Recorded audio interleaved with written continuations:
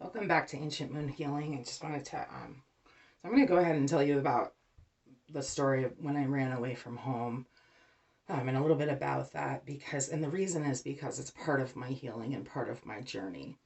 Um, and you, all of these series are meant to be inspirational. I ran away when I was 15 years old, and I had met these two guys, and um, they asked me if I wanted to go to Pennsylvania to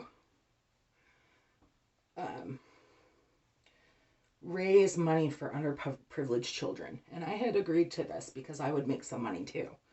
And this is what they had told me.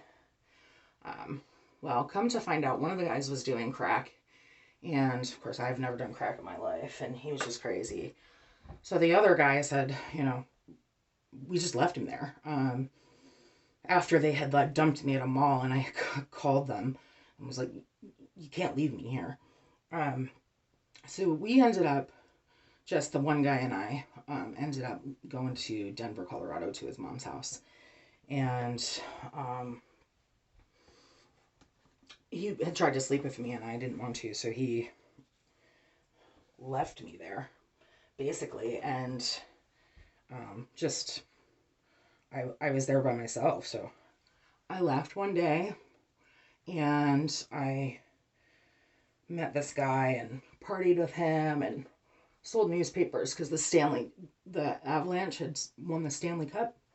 So we sold papers and we celebrated and went drinking and um, I was there with him for a few days and then he just like disappeared and didn't come back. And um, I was walking. I met this guy. It was wicked hot, and he brought me down into like this abandoned basement of this old abandoned building that had been torn down, and it smelled reeked of like poop. And um, then he walks me back to his apartment. I got really scared. Um, so I told him I had to go, and thank God I got out of there because I don't know what he was going to do to me. Then I got picked up by a truck full of Hispanics. They brought me to their apartment and asked me if I wanted to party, and I was like, yeah, of course. But then I just felt really unsafe at that point, so I told them that I was going to go back to the place that I was staying and take a shower, and that I would be back. Well, a friend of mine had found me, I don't know how, but from back in Vermont, and sent a bus ticket, and it was waiting for me. And he called and left a message at the place that I had been staying and said there was a bus ticket waiting, and nobody was there. So I got all my stuff and got on a bus and came back to Vermont.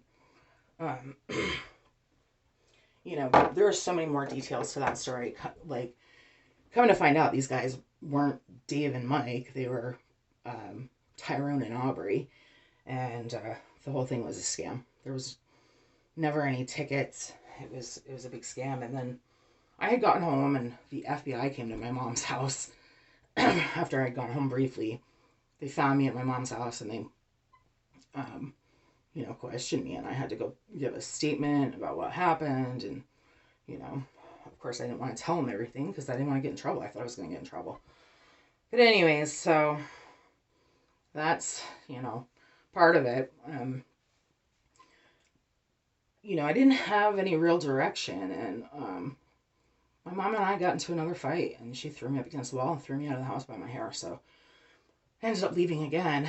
Then so the guy that we left in Pennsylvania found me, um, and then took me under a bridge, was yelling at me about leaving him, and I told him it wasn't my fault, it was Dave's fault, and blah blah blah blah. And then he took me to a hotel room, and so we were gonna do mushrooms or something, and he was gonna go get them, and he never came back. So the next day, I like called, the hospitals and police department, and they told me he had been arrested, which I was very thankful for. So I had a friend of mine come pick me up. But all of this is relevant because it's part of my journey and it's part of my healing, and um, all of this stuff leads up to where I am today and who I am today. So after that, I had been at another party and I had met this man that I was completely enamored with. He was gorgeous. So I chased him. He was a lot older than me, um, and I just wouldn't leave him alone.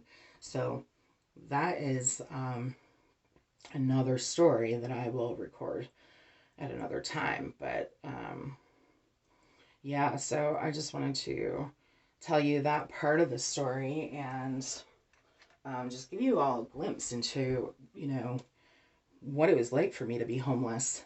I was a very scared teenager. I didn't know, you know, what to do. Um, and I was desperate as a young kid.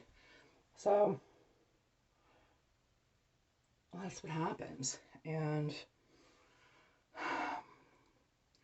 I look back now and I'm thankful to be alive because um, I could have been killed on multiple occasions on that trip, but I wasn't. So thanks to